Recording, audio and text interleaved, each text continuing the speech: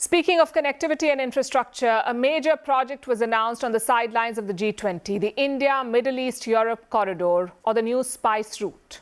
The idea is ambitious, to connect Europe to India via the Gulf. The project includes railways, shipping lines, highways, and data cables. It's not just about trade, it's about bringing the two regions closer. As of now, there are 8 partners: India, the United States, Saudi Arabia, the UAE, the European Union, France, Italy, and Germany. Now, this promises to be a game changer for connectivity. But some countries are not happy. Countries like Turkiye. Their president, Recep Tayyip Erdogan, is opposing the new spice route. He says there can be no corridor without Turkiye. So what is Erdogan proposing? Well, he supports another corridor in the region. It's called the Iraq Development Road. The Gulf states are also part of this project. But the route is different. Take a look. The entry point for the new spice route is Dubai. But for Turkiye's project, it is Iraq, a port called Al-Faw in the southern Basra province.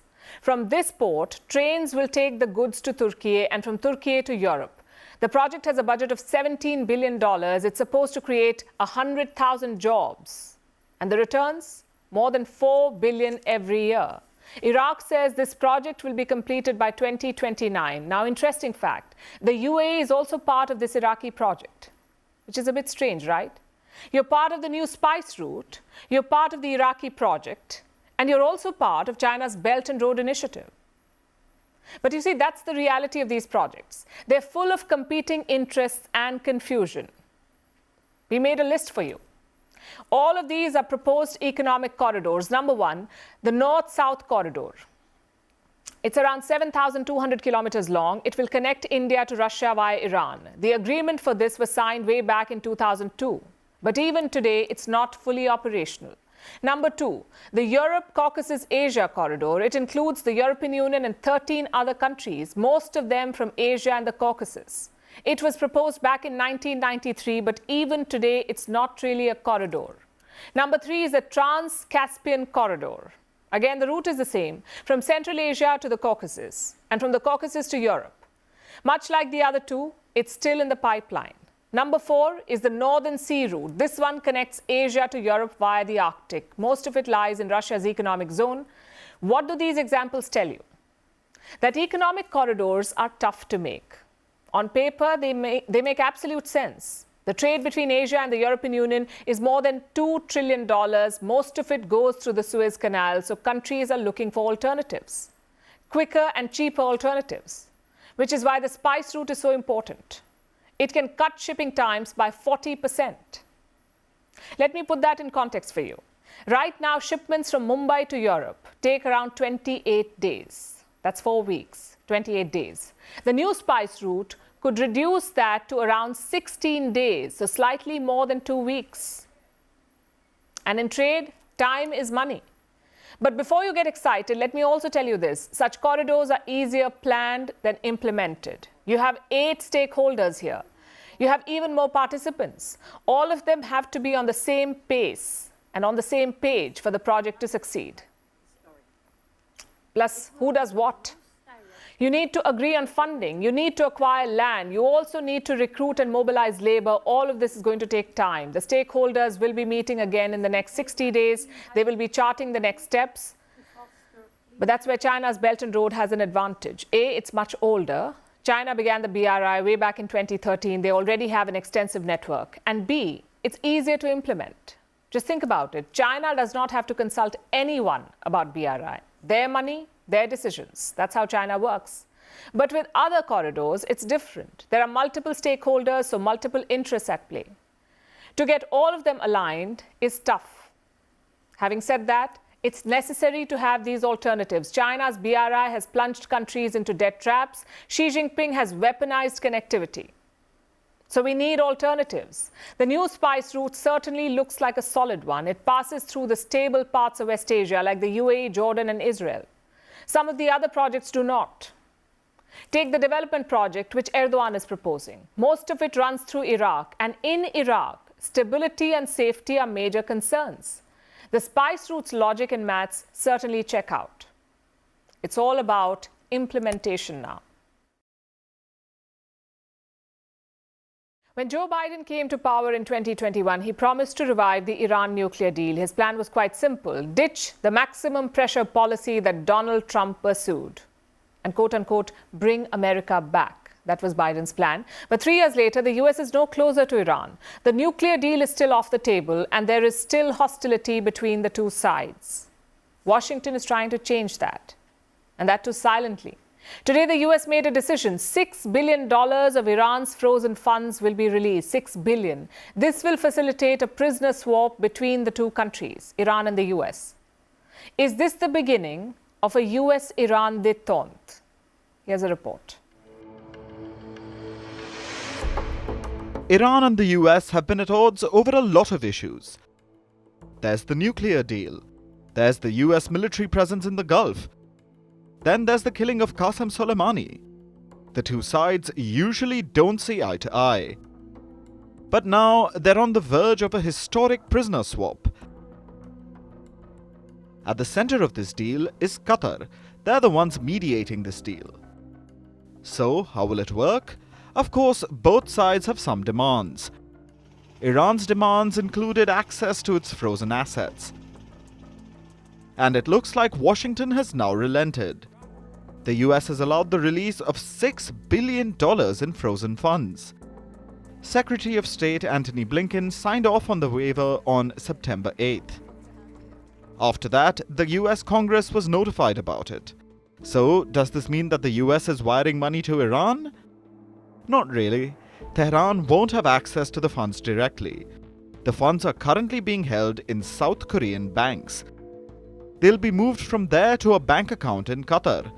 Iran will be able to access it from there, but only for food and humanitarian needs. Qatar and the US will oversee this. According to sources, the money transfer was the trickiest part.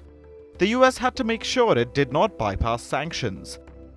So the idea was to give the responsibility to Doha. They'll make sure that Iran does not spend the cash on sanctioned items. But now that the money hurdle has been crossed, it's time for the real deal, the prisoner swap between the US and Iran. We confirmed that Iranian authorities released 5 US citizens from prison to house arrest: Simak Namazi, Murad Tabaz, Imad Shargi, and 2 Americans who wish to remain private. Most have been in prison since before this administration took office. 1 has been held for nearly 8 years. None should have been detained in the first place. 5 US-Iranian dual nationals could be freed from Iran. A similar number of Iranian prisoners will also be heading home. Prisoners from both sides would transit through Qatar. There's no confirmation from the US yet, so no details on when or how the 5 Americans and 5 Iranians will be swapped, but reports suggest it will happen soon. We are optimistic that the prisoner swap with America will happen in the near future based on the agreement we had. Of course, the move met with some backlash in the US.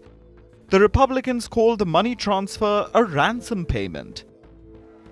While the Biden administration acknowledges that they're making difficult decisions, they say that the priority is bringing Americans home. Plus, it could be a huge win for Biden ahead of the 2024 elections.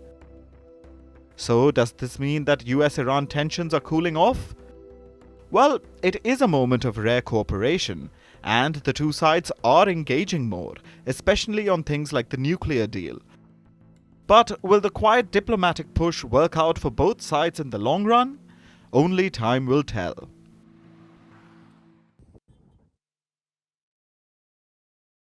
The days right before any football game are crucial, not just for the team, but also for the coach, who has to build strategies, choose the best players for the game, and prepare them efficiently, both mentally and physically. It's a tough job, which is why some coaches need a helping hand. But no one expects an astrologer to play assistant coach. It sounds bizarre, but this is not a fictional story. It happened for real. The coach in question is a man called Igor Stimac.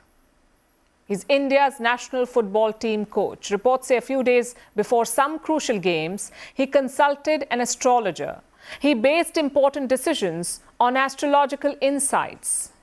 Now, questions on integrity and propriety are being raised, and one does not need an astrologer to predict that reaction. Here's more. It was Thursday, June 9th, 2022. Only 48 hours remained before India would face Afghanistan. The two countries would battle in the Asian Cup qualifier. It was a crucial match. India needed to win to remain in contention for the championship. India's national football team coach Igor Stimac knew just how high the stakes were. So he asked a dear friend for help. He dropped a text message saying, "Hi dear friend, you can check charts for each player from the list for 11 June. Kickoff time is at 20:30. Within hours, a response came. The name of each player against adjective, heavy remarks. For one player, the remark said good. For the next, very good day but might get over-aggressive. For another, not recommended for the day. Who was on the other end of this conversation? Stimac had texted an astrologer, Bhupesh Sharma from Delhi. Yes, same vibe as Seema Taparia from Mumbai. One is an astrologer, another is a matchmaker. One working on the playing field, another in the battlefield of love. But do either hold any real power? The answer remains inconclusive. The list Stimac was talking about in this message referred to the names of the probable 11 for the qualifier game. Sharma shared his advice for each name. When the team was declared, 2 established names were dropped. Their stars weren't favourable, quite literally, but mainly according to the astrologer. This conversation was not a one-off.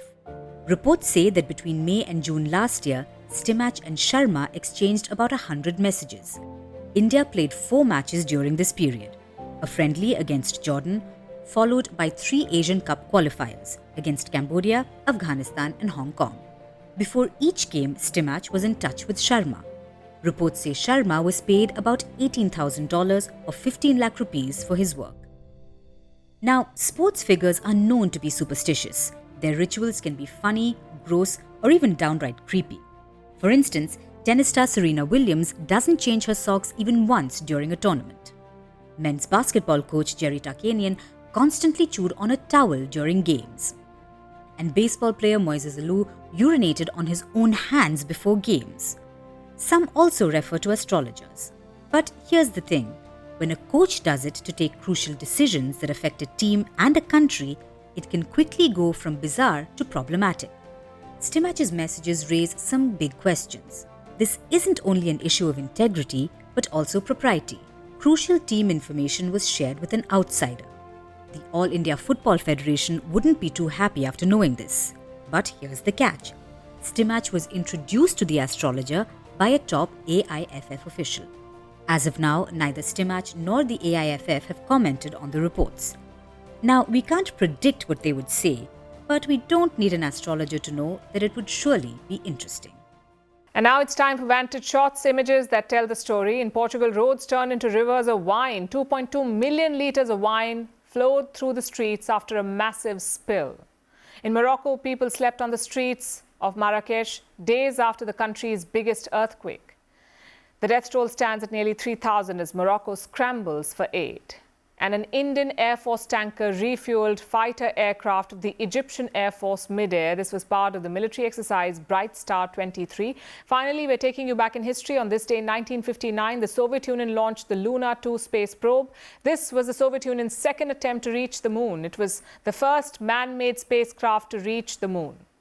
We're leaving you on that note. It's goodbye from our Mumbai studio. Thank you very much for watching. We'll see you tomorrow. Bye.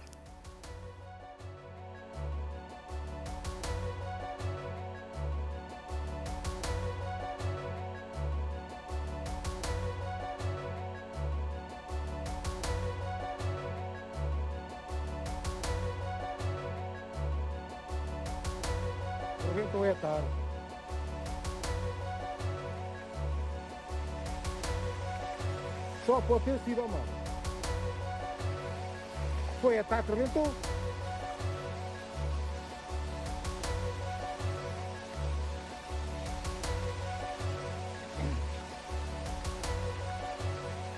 E o perigo aqui está.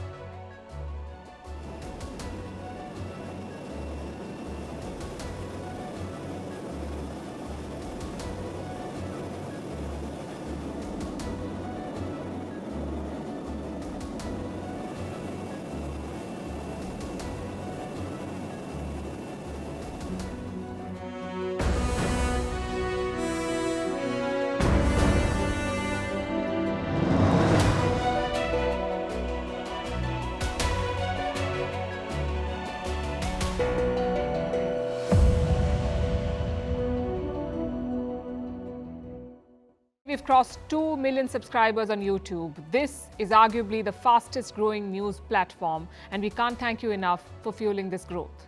All those of you who join us every day to watch this show and more, thank you. We launched Vantage 7 months ago, and these have been some very rewarding 7 months for us. So from the entire team here, heartfelt gratitude.